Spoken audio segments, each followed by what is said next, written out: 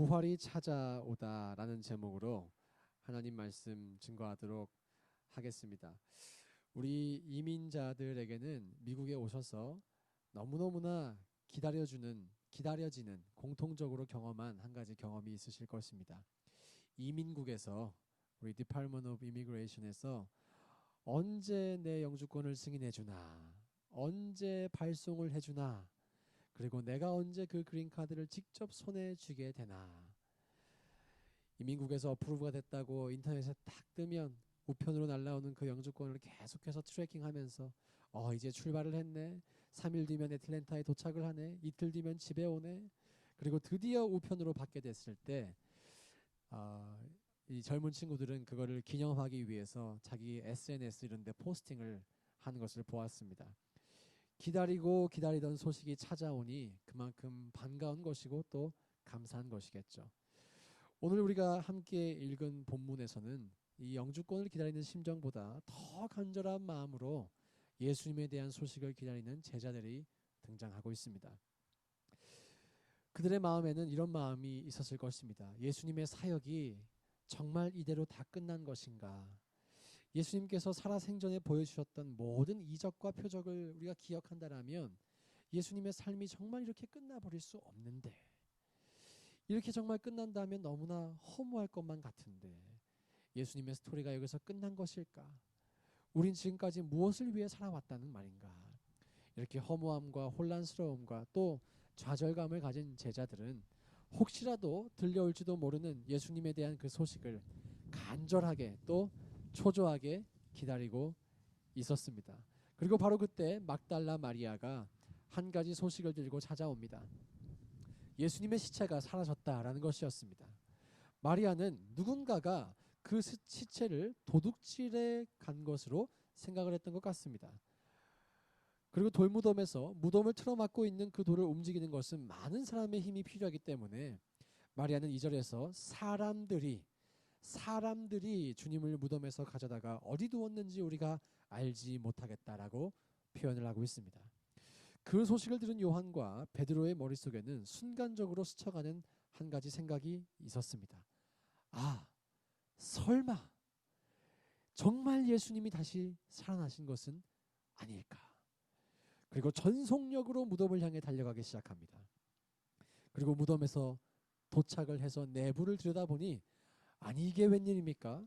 예수님의 몸을 쌌던 그 세마포와 머리를 쌌던 수건이 무덤 안에 그대로 있는 것입니다. 그때 이들은 두 가지 사실에 주목합니다. 첫째, 세마포가 무덤 안에 그대로 있었다라고 하는 사실입니다. 세마포는 당시 제사장들의 의복을 만드는 주 재료였습니다. 값이 매우 비싼 원단이었습니다. 따라서 도굴꾼들은 이 무덤을 도굴할 때 반드시 세마포를 챙겨갔습니다. 따라서 예수님의 이 무덤 안에 세마포가 그대로 있었다라는 것은 도굴자들이 예수님의 시체를 훔쳐간 것이 아니었음을 의미했습니다. 둘째는 그 세마포와 수건이 놓여있는 방식이었습니다. 7절에 보면 또 머리를 쌌던 수건은 세마포와 함께 놓이지 않고 딴 곳에 쌌던 대로 놓여 있더라 라고 기록이 되어 있습니다. 쌌던 대로 놓여 있더라. 그 당시에는 시체를 싸면 이 목 부분을 제외하고 머리와 또 몸통을 쌌었습니다. 그리고 세마포로 몸을 싸고 수건으로 머리를 감아 놓는데 오늘 7절에 쌌던 대로 놓여 있더라 라고 하는 표현은 목 부분을 제외한 그 거리만큼 세마포와 수건이 떨어져 있었다라는 것을 의미합니다. 만약 누군가가 인위적으로 세마포를 벗겨내고 또 수건을 벗겨냈었더라면 세마포와 수건이 있는 그대로 그 모습 그대로 보관되지는 않았겠죠. 제자들은 예수님의 마지막 그 순간을 또렷하게 기억하고 있었을 것입니다. 자신들이 그 무덤에 시체를 안치했던 그 순간, 3일 전에 그 순간을 또렷하게 기억하고 있었을 것입니다. 그런데 너무나 신기하게도 3일 뒤에 그 세마포와 수건이 자신들이 놓았던 그 위치 그대로 놓여져 있는 것을 보고 이들의 마음속에 한 가지 생각이 들었습니다. Something happened. 초자연적인 사건이 일어났구나. 세마포와 이 수건에서 예수님의 몸만 휙 하고 빠져나가는, 사람의 힘으로는 도저히 할 수 없는 그런 일이 지금 일어났구나. 그리고 이 두 가지 사실을 관찰한 결과 이들이 8절에 이러한 결론을 내리게 되었습니다. 다 함께 8절을 함께 읽어보겠습니다. 시작. 그때야 무덤에 먼저 갔던 그 다른 제자도 들어가 보고 믿더라. 믿더라라고 기록이 되어 있습니다. 예수께서 부활하신 것을 믿더라라고 지금 기록이 되어 있는 것입니다. 이렇게 제자들에게는 부활의 소식이 찾아왔습니다. 거부할 수 없는 분명한 부활의 소식이 찾아왔습니다. 저는 이 부활을 경험한 제자들이 어떠한 삶을 살아갔는가에 우리가 주목해야 한다라고 믿습니다. 우리 역시 같은 소식을 전해받은 사람들이기 때문에 그렇습니다. 따라서 예수님의 제자들이 살아갔던 그 모습을 보면서 우리도 우리의 모습을 되돌아 보아야 합니다. 우리가 제자들처럼 같은 부활의 소식을 받았는데 정말 그 부활을 믿고 있는지, 그리고 정말 부활을 믿는 사람으로 살아가고 있는지를 점검을 해야 한다는 것입니다. 부활을 믿은 제자들에게 일어났던 변화가 있었는데 그 변화는 이들의 가치 체계가 변화가 되었다는 것입니다. 부활을 경험하기 전까지는 이들은 죽음 이전의 삶, 즉 이 땅에서의 삶이 전부라고 생각을 했었습니다. 그래서 어떻게 해서든 이 땅에서 잘되고 장수하는 것이 최선의 삶이라고 생각을 했던 것 같습니다. 예수님이 잘될 거라고 생각을 했고 자신들을 잘되게 해주는 분이라고 생각을 했고, 그래서 하나는 예수님의 우편에 하나는 좌편에 앉게 해달라고 그런 청탁도 하게 되었습니다. 하지만 부활을 경험한 이후에 이들의 가치관이 달라지게 되었습니다. 이 땅에서의 삶이 저 영원한 천국이라는 땅으로 이민을 가는 이민 준비라는 것을 이들이 알게 되었습니다. 우리도 한국에서 미국으로 올 때 이 미국에서의 삶을 기대하면서 한국에서의 삶을 다 정리하고 오시지 않았습니까? 살았던 집과 차와 이 모든 것 다 정리하고 오셨지 않습니까? 앞으로 이 땅에서 보내는 시간은 저 영원한 천국으로 가기 위한 이민 수속 과정이라는 것을 이들은 알게 되었습니다. 그래서 이들의 가치관이 달라지기 시작합니다. 이 땅에서의 삶보다 저 땅에서의 삶을 준비하게 됩니다. 유한한 삶을 즐기기보다 영원한 삶을 준비하며 그 나라에 헌신하게 됩니다. 이 땅에 갖고 있는 슬픔들, 아픔들, 아쉬움들, 저 영원한 나라에 가면 그 모든 것이 아물고 더 이상 아픔이 아닐 것을 믿었기에 그것을 미리 믿고 현재 있는 모든 고난도 이겨낼 수가 있었습니다. 천국으로 이민 갈 생각을 하니, 그리고 실제로 그 이민을 준비하니 이 땅에서의 삶이 다르게 해석되기 시작했다는 거예요. 다른 가치를 가지게 되었다는 거예요. 사랑하는 여러분, 여러분은 부활을 믿는 분들이십니까? 여러분의 가치관은 그 믿음으로 인해 변화된 적이 있으십니까? 여러분은 지금 이민 수속을 밟고 계십니까?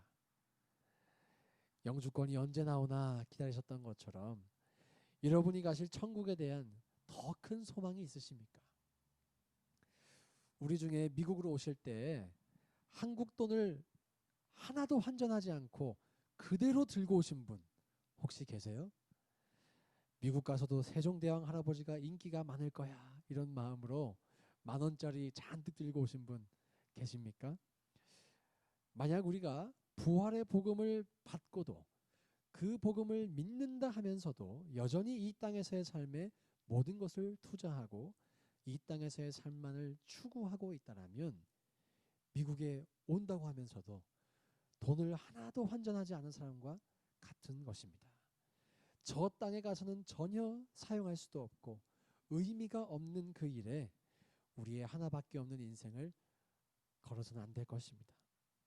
사랑하는 여러분, 예수님은 정말 부활하셨습니다. 아멘이시죠? 그리고 예수를 믿는 우리도 영원한 부활의 생명을 얻을 것입니다. 저는 여러분과 제가 이 분명한 사실을 믿고 분명한 가치관의 변화가 일어날 수 있기를 주님의 이름으로 축원드립니다.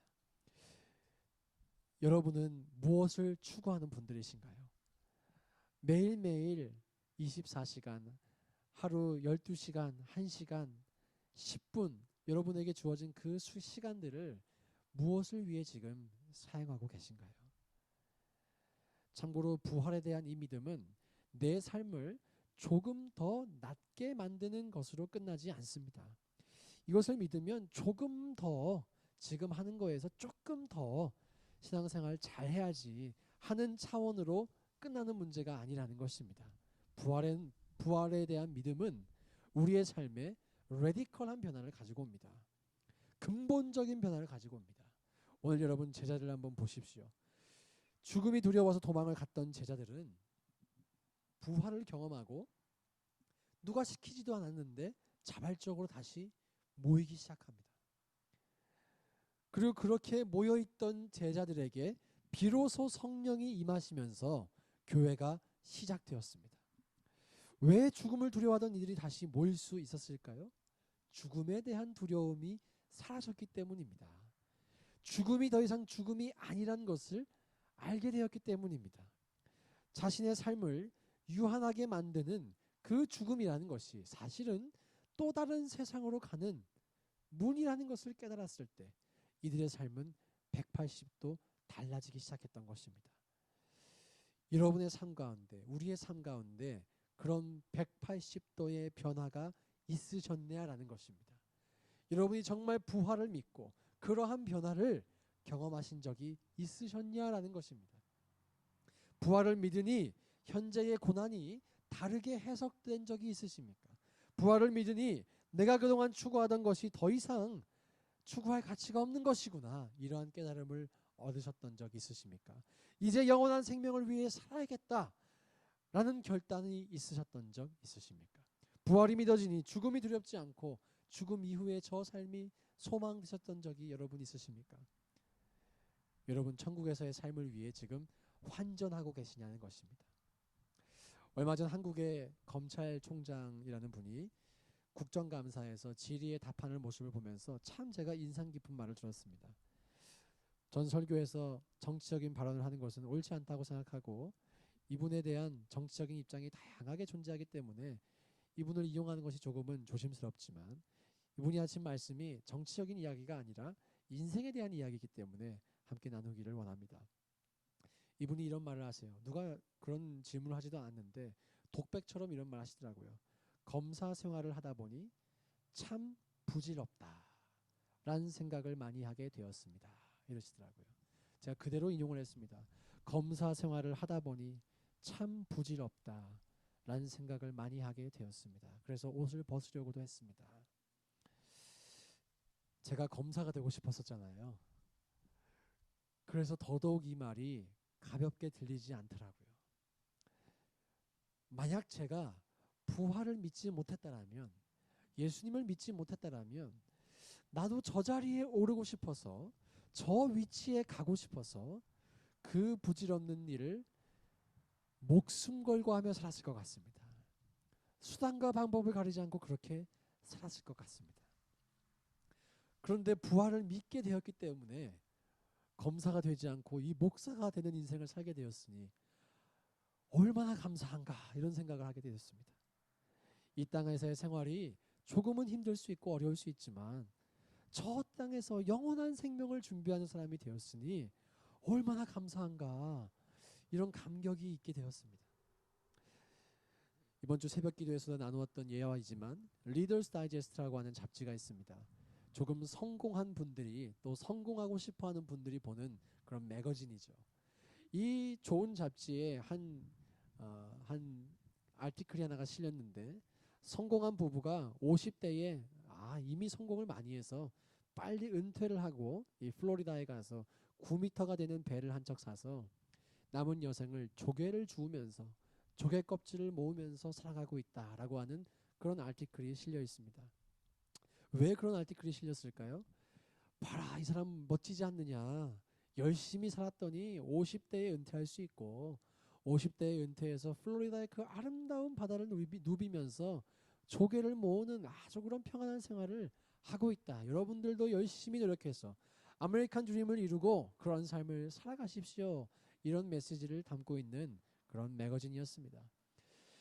존 파이퍼라고 하는 우리 미국의 우리 목사님이시죠. 유명한 목사님이 이 기사를 인용하면서 청중들에게 그런 질문을 던졌습니다.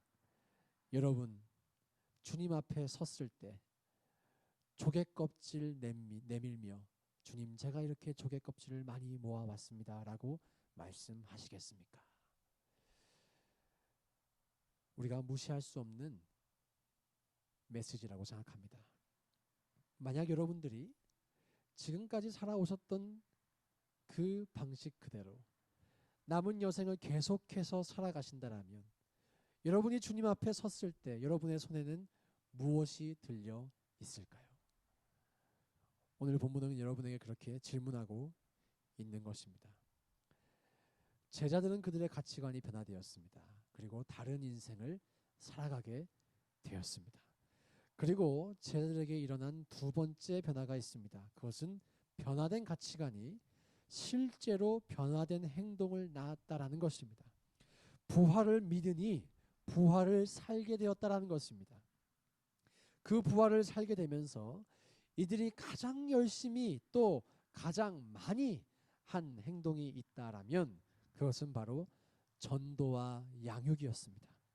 믿지 않는 사람들에게 복음을 전하는 일, 그리고 믿음이 연약한 사람들을 보듬어주고 세워주는 일, 이것이 부활을 믿고 부활을 실제로 살아갔던 사람들이 가장 열심히 가장 에너지를 쏟아서 한 일이었다라는 것입니다. 왜 그럴까요? 주님의 마지막 명령이었고 부탁이었기 때문입니다. 주님이 지상명령에서 마태복음에서 이렇게 말씀하시죠.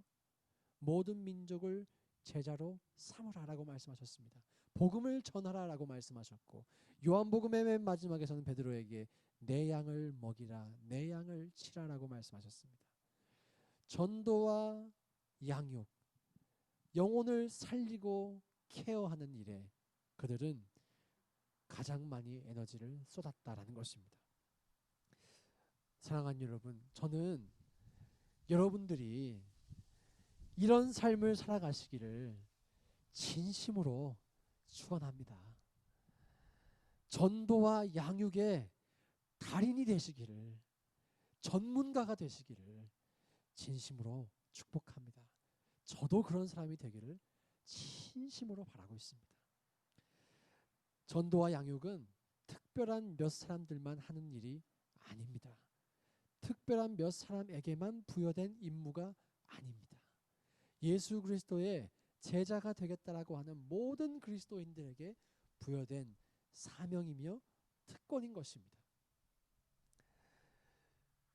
이렇게 제가 말씀을 드리면 이제 목사님이 교회 사이즈를 좀 키우려고 이 본격적으로 시동을 거시는구나 이렇게 생각하지 마시고요. 많은 사람을 전도하는 것도 중요하지만 전도를 안 하시던 분이 한 사람이라도 전도를 해야겠다라고 마음먹는 것이 너무나 중요합니다.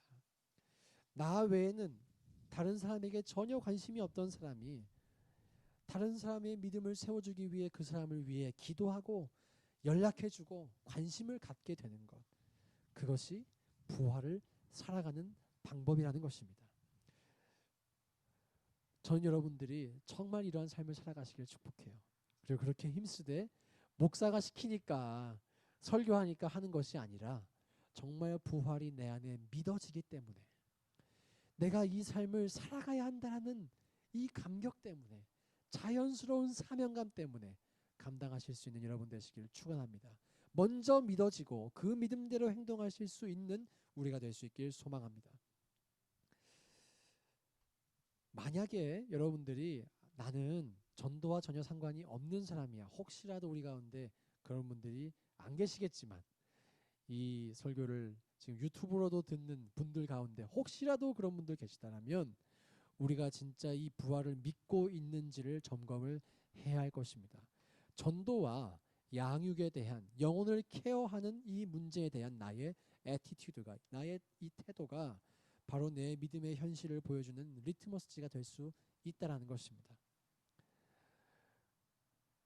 여러분 정말 부활을 믿고 있는지, 그래서 내가 정말 영혼에 대한 이 마음을 갖고 있는지 여러분 진지하게 점검하시기를 바랍니다. 또 제가 또 여러분이 우리 모두가 우리 교회가 이 부활을 믿고 부활을 살아가는 공동체가 될 수 있기를 진심으로 소망합니다. 우리가 부활을 살아가게 되면 다른 사람들은 우리를 보고 귀로만 듣던 그 부활을 목격할 수 있게 됩니다. 마침내 그 부활을 그리고 믿을 수 있게 됩니다. 제가 이 개척교회 목사로서 가지고 있는 기도 제목이 한 가지가 있는데요. 하나님, 일주일에 제가 모르던 한 사람, 전도 대상자 한 사람을 만나게 해주세요. 그렇게 요즘에 기도를 하고 있었습니다. 일주일에 새로운 사람, at least one person. 자, 그래서 연락하고 전도할 수 있게, 알아야 전도를 하니까 주님 좀 붙여주십시오. 그렇게 기도를 했는데 최근에 일어난 몇 가지 기도 응답을 좀 나누고자 합니다. 제가 저희 딸애가 이제 집에서 공부하다가 책상이 필요해서 이 페이스북이라고 하는 미국 사람들 또 한국 사람들 이용하는 이 SNS 통해서 중고로 이 책상을 하나 구입을 하게 되었습니다. 한 40불짜리 책상을 구입하러 이제 사러 갔는데 그 판매자가 한국인처럼 보이는 거예요. 그리고 텍사스라고 써있는 후디티를 입고 있더라고요. 그래서 혹시 한국인이냐? 그러니까 한국인이 맞대요. 혹시 텍사스에서 왔냐? 텍사스에서 왔대요. 나도 한국인이고 나도 텍사스에서 왔다. 그러니까 마치 고향 사람을 만난 것처럼 너무 가까워진 거예요. 그래서 이번 주 지난 월요일 날 같이 식사도 하고 교제도 하고 우리가 이제 교회 모임을 갖게 되고 할 때 초청을 하면 오겠다라고 이렇게 이야기를 했습니다. 또 한 가지는 어제 오전에 한국에 계신 어떤 분께 연락을 해야겠다 그러고 카카오톡을 제가 찾고 있는데 금요일이었어요. 금요일 날 카카오톡을 찾고 있는데 그분 연락처가 없는 거예요. 그래서 카카오톡 이 프렌드 리스트를 쫙 이렇게 검색을 하고 있었습니다. 가끔씩 이 어떤 분들은 카카오톡 이름을 자기 이름 말고 다른 어떤 닉네임으로 저장하시는 분들 계시기 때문에 계속 검색을 하다가 제가 10년 동안 연락이 안 되는 대학교 동아리 후배가 있는데 그 친구 프로필 사진에 404 이렇게 전화번호가 있는 거예요. 404 하면 저희 애틀랜타 번호잖아요. 그래서 문자를 보내봤습니다. 혹시 아틀란타에 있느냐. 그러니까 결혼을 해서 부부와 함께 한 명은 에모리 대학에서 박사하고 한 명은 조지아 대학에서 박사 공부를 하고 있다는 거예요. 곧 만나게 될 것 같습니다. 그리고 그 친구는 참고로 제가 대학교 다닐 때 열심히 전도했던 친구였어요. 복음을 전하기 위해서 최선을 다해서 전도했는데 그 당시에는 받아들이지 않았습니다. 이제 10년 만에 만나서 업데이트가 될 거예요.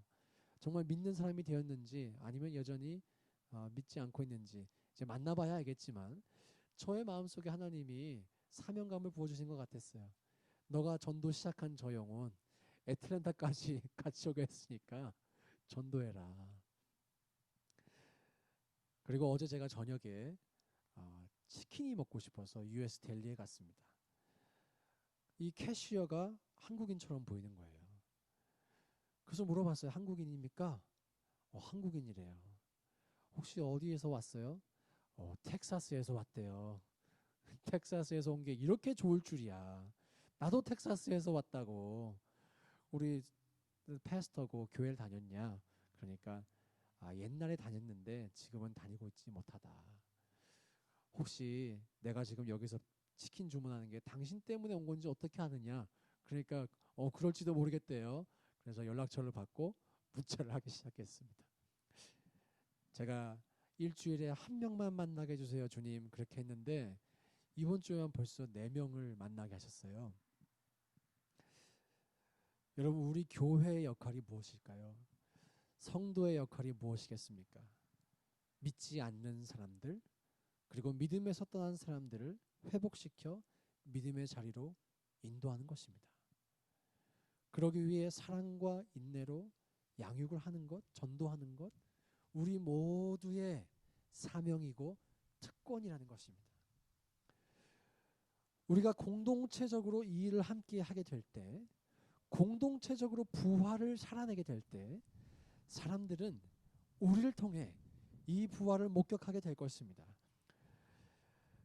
우리를 통해 예수의 복음을 realize 된 부활을 목격하게 될 것입니다. 사랑하는 여러분, 저에겐 소망이 있습니다. 제가 우리 교회가 많이 부흥되어도 제가 무명해지든 유명해지든 끊임없이 전도하는 삶을 살아가는 것이 저의 소망입니다. 복음이 정말 필요한 곳에 복음을 전하는 삶을 쉬지 않고 사는 것, 그것이 저의 소망입니다. 하나님께서 저를 사용해 주셔서 여기저기 집회를 다니는 삶을 나중에 산다 할지라도 다니면서 비행기 옆에 누군가 탈 것이고 또 대중교통을 이용하게 되면 누군가 있을 거 아니에요. 그런 사람들에게 전도하고 사는 것, 정말 제가 끊임없이 하고 싶은 소망 중에 하나입니다. 그리고 저에게는 또 다른 소망이 한 가지가 있습니다. 저와 함께 여러분도 이 일에 동참해 주시기를 원한다는 것입니다. 사실 이것은 저의 소망이 아니라 오늘 제자들이, 부활을 목격한 제자들이 그 인생이 끝날 때까지 살아갔던 바로 그 내용이었습니다. 따라서 우리가 그 부활의 복음을 정말로 믿는다라면, 예수님이 우리의 영혼을 구원하셨고 영원히 우리를 인도하시며 영원한 생명을 주신다는 것을 우리가 믿는다라면 하지 않을 수 없는 일이라는 것입니다. 우리가 다 함께 이 일을 감당하게 된다면 하나님은 정말 우리를 통해서 놀라운 일들을 행하실 것을 저는 믿습니다. 확신합니다. 사랑하는 여러분, 복음을 전하고 영혼을 케어하는 삶을 우리 함께 살아갈 수 있기를 주님의 이름으로 축원합니다. 마지막으로 이 말씀 드리고 마무리하겠는데요. 한국에 있는 제 가까운 친구가 아버지의 암 투병을 기도 제목으로 나누면서 우리가 한 달여간 함께 기도를 해왔습니다. 가족 모두가 예수님을 믿고 있는데 이 아버지만 예수님을 믿지 않던 그런 상황이었습니다. 그럴 때 아버지가 암에 걸리셨고 많이 전이가 되셨습니다. 최선을 다해 기도했습니다. 근데 참으로 감사한 것이 암이 진행되고 진행될수록 아버지의 마음이 하나님께 열리더라라는 것입니다. 그리고 이번 주 목요일에 드디어 그 아버지가 영접 기도를 하게 되셨습니다. 예수님의 복음을 받아들이셨습니다. 그리고 예수님을 영접한 이 아버지가 오늘 새벽에 하나님의 품에 안기셨습니다. 제가 사랑하는 친구와 이 과정을 함께 하면서 동행하면서 느낀 점이 있습니다. 사람들은 죽음에 가까워질수록 부활의 눈이 뜨이는구나. 여러분도 이런 케이스 많이 들어보셨죠? 병상에 누워서 죽을 날을 기다리고 있을 때 비로소 예수님에 대한 마음이 열려 복음을 받아들이게 되었다라고 하는 그런 이야기들 많이 들어보셨을 것입니다. 오늘 제자들이 부활을 믿는 장소도 너무나 아이러니하게도 무덤이라고 하는 죽음의 공간입니다. 이 죽음의 공간에서 그들은 영원한 생명을 목격하게 된 것입니다. 그렇다면 우리는 어떻게 해야 그 부활을 더 실감나게 정말 생생하게 믿을 수 있겠는가? 저는 그것이 우리의 자아가 죽을 때라고 확신합니다. 인간적인 소망과 헛된 꿈이 죽을 때 부활의 생명과 소망이 우리 안에서 비로소 보이기 시작한다라는 것입니다. 예수님 말씀하셨습니다. 죽으려고 하는 자가 살 것이다. 죽으려고 하는 자가 살 것이다. 오늘 제자들은 부활을 목격했고 정말 살기 위해 자기 자신을 부인한 삶을 살게 되었습니다. 우리는 이 무덤에 가보지 못했습니다. 우리는 이 세마포를 보지 못했습니다. 수건을 보지 못했습니다. 그런데 그렇다면 여러분은 부활을 어떻게 믿을 수 있겠습니까? 물론 말씀을 보고 믿을 것입니다. 그런데 어떻게 정말 이 제자들처럼 생생하게 믿을 수 있겠습니까? 우리의 자아가 죽을 때 그리고 비로소 예수 그리스도의 생명이 우리 안에서 충만해짐을 경험할 때, 바로 그때가 우리가 부활을 생생하게 믿을 수 있는 순간이라는 것입니다.